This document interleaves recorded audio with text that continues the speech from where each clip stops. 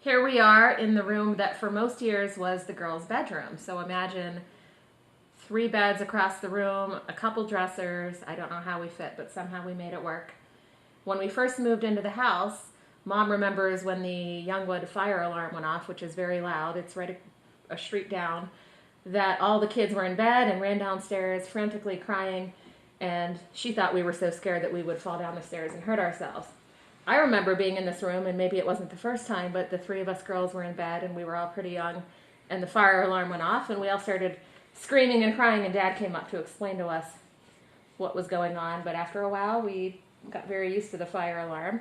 As a matter of fact, one time we almost started our own fire in this room when at that light fixture over there, which at one point it was an antique brass light fixture, we hung an old plaid wool skirt over the light to dim it so that we could read without getting in trouble.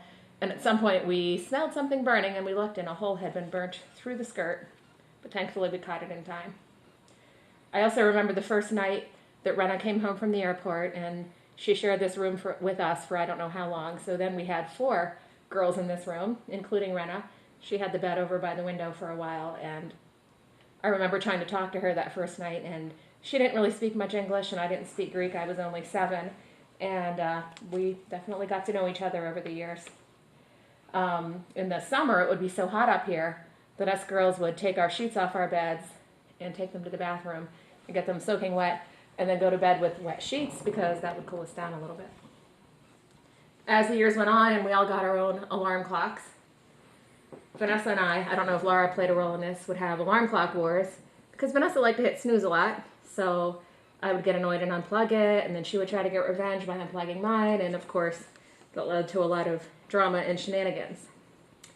As I got even older, Mike found this room a convenient spot by which to crawl through the window and sneak out to hang out with his friends all night.